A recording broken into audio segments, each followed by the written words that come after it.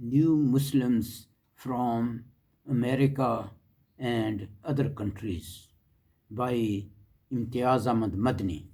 Chapter 1.2 Kathy. امریکی لڑکی پر قرآن کے ترجمہ کا اثر۔ میں اسلامک اسکول سیاٹل میں بطور پرنسپل کام کرتا تھا۔ سیاٹل امریکہ کے مغربی ساحل پر واشنگٹن ریاست میں واقع ہے۔ وہاں کیتھی نام کی ایک خاتون پرنسپل کی سیکرٹری کے عہدے پر فائز تھی اور اس شہر کے اسلامی حلقہ میں خوب سرگرمی سے کام کر رہی تھی۔ کیتھی اسلام سے کیسے متعارف ہوئی، پھر اس نے اسلام کیسے قبول کیا، یہ ایک عجیب و غریب کہانی ہے۔ اس نے اپنا پورا قصہ مجھے یوں بیان کیا۔ کیتھی کہنے لگی، میں ابھی پرائمری اسکول کی ہی طالبہ تھی۔ ایک دن میری والدہ کے ہمراہ اپنے شہر کی پبلک لائبریری میں گئی۔ اس ملک کی لائبریریوں کا یہ طریقہ ہے کہ جب کبھی کسی قسم کی کتابیں ضرورت سے زیادہ ہو جائیں تو انہیں ردی کی ٹوکری میں نہیں پھینک دیتے، بلکہ انہیں لائبریری ہی میں برائے فروخت رکھ دیتے ہیں۔ اس طرح لوگ ان کتابوں کو نہایت سستے داموں خرید لیتے ہیں۔ اتفاق سے اس لائبریری میں ایسی کتابوں کی سیل لگی تھی۔ میں نے اپنی جیب میں ہاتھ ڈالا اور میرے پاس چند سکے تھے۔ میں نے ایک کتاب چند پیسوں میں خرید لی۔ چونکہ میں نے اس کی قیمت اپنے جیب خرچ سے ادا کی، اس لیے میں نے اس کتاب کو بہت اہتمام کے ساتھ اپنے کمرے میں رکھ دیا۔ زندگی اپنی روش پر چلتی گئی۔ میں عنقریب مڈل اور بعد میں ہائی اسکول میں پہنچ گئی۔ ہائی اسکول کے بعد مجھے کالج میں داخلہ مل گیا۔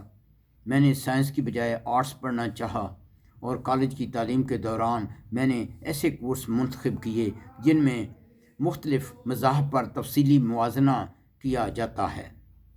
میرے پروفیسر صاحبان نے خاص کر دنیا کے بڑے بڑے مذاہب عیسائیت، یہودیت اور اسلام کے بارے میں بڑے تفصیلی لیکچر دیے۔ ان پروفیسر صاحبان میں سے کوئی بھی مسلمان نہ تھا۔ میں نے یہ سب کورس آسانی سے پاس کر لیے، یہاں تک کہ میں کالج گریجویٹ بن گئی۔ اس کے بعد میں نے کام کی تلاش شروع کی۔ ملک کے اس حصہ میں ایک عورت ذات آرٹس گریجویٹ کو کام ملنا بہت دشوار ہے۔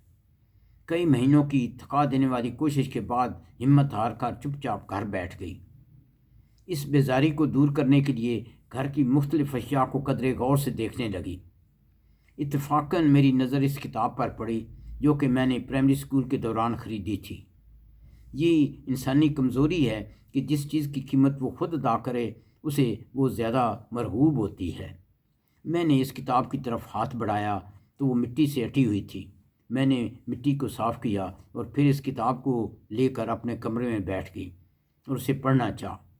چند سطور پڑھیں تو پتہ چلا کہ یہ نہ صرف ایک مذہبی کتاب ہے بلکہ نہایت دلچسپ بھی ہے۔ میں دن بھر اس کے مطالعے میں مگن رہتی۔ یہ کتاب اسلام کے بارے میں تھی۔ مجھے تعجب ہوا کہ اس کتاب میں بیان کردہ اسلام اس اسلام سے بالکل مختلف تھا جو مجھے یونیورسٹی میں پڑھایا گیا تھا۔ میں نے سوچا کہ کیا میرے پروفیسر جھوٹ بول رہے تھے اور اسلام کا غلط نقشہ پیش کر رہے تھے۔ اس کتاب کی تعلیم میرے دل میں گھر کرنے لگی اور اس کے مطالعہ سے مجھے سکون اور اطمینان ملنے لگا۔ دراصل یہ کوئی عام کتاب نہ تھی بلکہ قرآن پاک کا انگریزی ترجمہ تھا۔ بالآخر میں نے اپنے دل میں یہ فیصلہ کر لیا کہ اگر یہی صحیح اسلام ہے تو میں مسلمان بنوں گی۔ تحقیق کرنے سے پتہ چلا کہ اسلام میں داخل ہونا نہایت آسان ہے۔ میں نے بھی کلمہ شہادت پڑھا اور اللہ کے فضل سے مسلمان ہو گئی، الحمدللہ۔ تھوڑے عرصے بعد میں نے ایک افغانی نوجوان سے شادی کر لی۔ ہم دونوں نے اپنی خدمات اسی شہر کے اسلامی حلقہ کو پیش کر دیں اور ہم دونوں یہاں مقامی مسلمان لیڈروں کے ساتھ مل کر نہایت گرم جوشی کے ساتھ امت مسلمہ کی خدمت کرنے لگے۔ ہمیں اس طرح زندگی بہت محبوب ہے۔ ہمیں اس طرح کی زندگی بہت محبوب ہے۔ ہم اسلامی طرز زندگی کو بدلنے کی کبھی بھی خواہش نہیں کرتے۔ دعا ہے اللہ تعالی ہماری ان معمولی کاوشوں کو قبولیت عطا فرمائے، آمین۔